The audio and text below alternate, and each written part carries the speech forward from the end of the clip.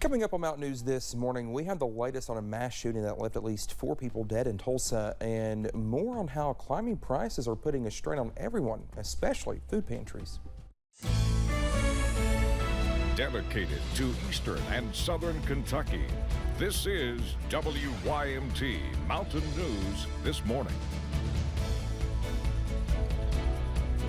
Good morning to you. I'm Dakota Makris. 6 o'clock here. Can't believe we've already made it to 6 o'clock. It's Friday Eve, as Brandon likes to call it. And I guess if you're heading out this morning in parts, I guess, Brandon, you may need your umbrella or rain jacket, because like me, it was sprinkling on me this morning. Wasn't wearing a thing. So yeah, exactly. So you do need that. You'll definitely need it later today. So just be aware of that and be careful out there. Let's see what's going on live. Pinpoint Doppler radar this morning. Not a lot of action, but it's starting to show up there, especially along I-64 and the Mountain Parkway, going down into parts of Estill and Powell counties over toward Jackson County.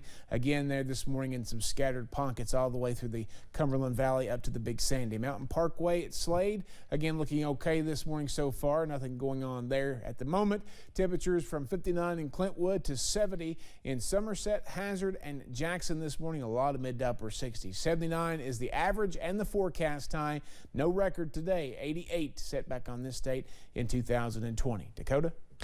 All right, Brendan, thank you. Well, another community is in mourning after a mass shooting. This one happened yesterday at a hospital campus in Tulsa, Oklahoma. 4 people were killed and multiple people were wounded. The gunman is also dead. Officials are still searching for a motive. CBS's Bradley Blackburn has details. Police swarmed the St. Francis Health System campus in Tulsa, Oklahoma Wednesday afternoon following reports of a gunman. The officers that did arrive were hearing shots in the building, and that's what directed them to the second floor. Authorities say the shooter died of a self-inflicted gunshot wound, but not before he killed 4 people. He had one long gun, a rifle, and one handgun. Police arrived on scene just 3 minutes after the 911 call. I also want to express our community's profound gratitude for the broad range of first responders who did not hesitate. For those on the campus, they say it drew an instant reminder of last week's school shooting in Uvalde, Texas. It's like, what's going on, with the world these days, It's a doctor's office, like, you really can't go nowhere no more. That was something happened, and it's just crazy. Kevin Forrestal's wife was in the building for a procedure. And of course, as vast as that complex is, the first thought you're going to have is, oh my God, is it where she is or is it somewhere else? But luckily, in this case, she was safe. So far this year, there have been a dozen shootings in the U.S. where 4 or more people have been killed. That's according to a database from the Associated Press, USA Today, and Northeastern University. Bradley Blackburn, CBS News. Well, the office that was the scene of the shooting will be closed the rest of the week. Officials have not yet identified the gunman or the victims. The Texas Department of Public Safety is facing mounting scrutiny about their response to the shooting at Robb Elementary School. According to the DPS, the chief of Uvalde Schools Police has not responded to a request for a follow-up interview. He's contradicted that report, claiming he has talked with investigators every day. The Texas governor sent a letter Wednesday requesting special legislative committees to examine school safety, firearm safety police training, and other issues. It comes as mourners continue to remember the 19 children and 2 teachers killed inside the school. Well, we've recently learned the father of one of the victims is currently being held at the federal prison in McCreary County. The Lexington Herald later reports Eli Torres was reportedly denied a compassionate release to attend the memorial service for his daughter Ilana. Torres was convicted on drug trafficking and conspiracy. Kentucky State Representative Atticus Scott has now sent a letter to President Joe Biden and Governor Andy Beshear asking for their help. Scott says Torres' rehabilitation and behavior should allow him release to be with the family. Well, we now know the name of the suspect who was shot and killed by a Laurel County deputy earlier this week.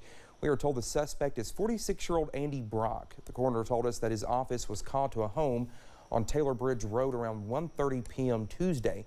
Well, he did not share what led up to the shooting, but said Brock lived in the home where the shooting happened. No officers were hurt during the incident.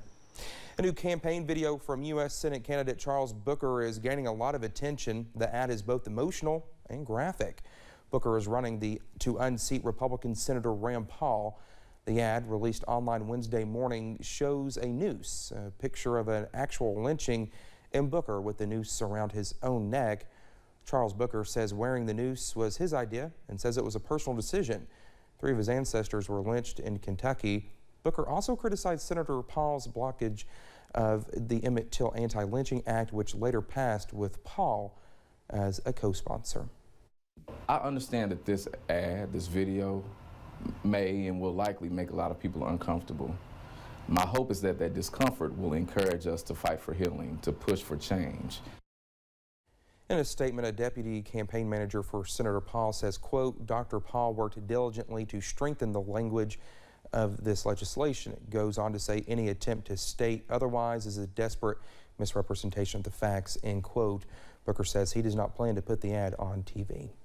In other political news, West Virginia Governor Jim Justice announced last night his doctors confirmed a diagnosis of Lyme disease.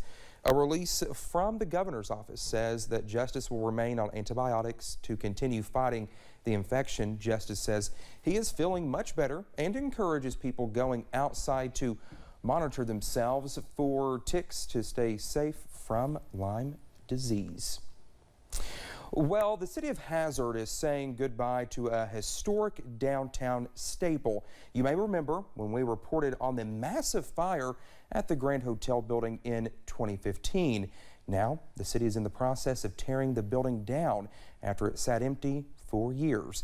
We have an update on what is next for the property. As you can see, the building is completely destroyed behind me. All that's left now are the memories, and from what I'm told, there are many. And now those memories turn to rubble as the city of Hazard tears down the old building, a building that sat on Main Street for more than 100 years. And you hate to lose buildings like that because you lose your history and you don't get them back. The city bought the building last year. Leaders say it had a lot of debris inside from the fire. And once that was all cleared out, a structural engineer came in to inspect the building. He said it was not safe and needed to be torn down. We really wanted to save, the facade of it, the front and and 3 sides, but the structural engineer said it was too far gone. Hazard Mayor Happy Mabolini says once the site is cleared, the space will give the city half an acre of free space, but plans are in the works for it, like building kiosks and stalls for vendors and food trucks to use. Even opening up a new space for the city's Oktoberfest, which we are told 1,300 people attended just last year.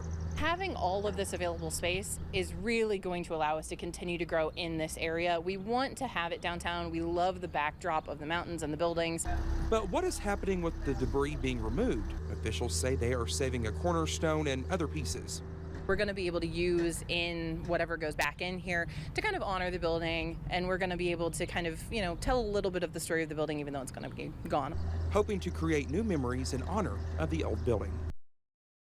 City officials say they will continue to work with the structural engineer in the coming weeks. They are hoping the space will be available to use in time for the North Fork Music Festival, which is July 22nd and 23rd.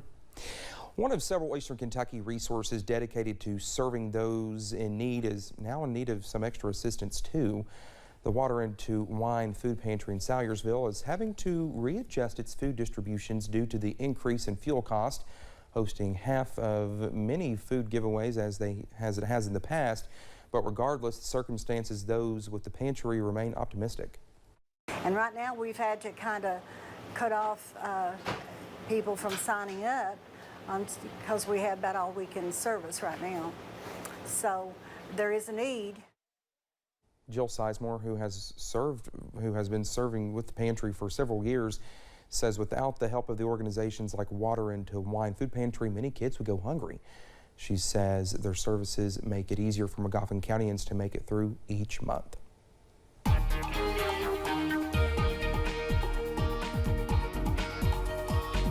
6:10, almost 6:11 here on this Thursday morning. We're tracking some rain on Live Pinpoint Doppler radar, kind of few and far between right now, but we'll take you to a couple spots where it's a little bit heavier there in parts of Leslie County south of Hyden, down north of Pineville there in Knox County, going over into Bell County just a little bit there. We're continuing to watch that. Also watching a cluster of storms in southern Jackson County, and then up toward heading into Lee County now, out of Estill County, and then up into eastern Powell County as well. So just be careful up there along the Mountain Parkway and and right along anywhere on 421. Temperatures 59 in Clintwood, 70 Jackson, Hazard, and Somerset. A lot of mid to upper 60s out there this morning. 79 this afternoon. Chances for rain go up as the cold front rolls through. Showers and storms. Some of those could be on the stronger side. We'll talk about the severe risk here in just a minute. It's a low end one though. Cold front moves in later today. A cooler start to the weekend, but daily chances return with those warmer temperatures heading into next week. Dakota? All right, Brendan, thank you so much. Coming up, if you have outdoor plans this summer, officials have some tips on how you can stay safe in the heat. The phone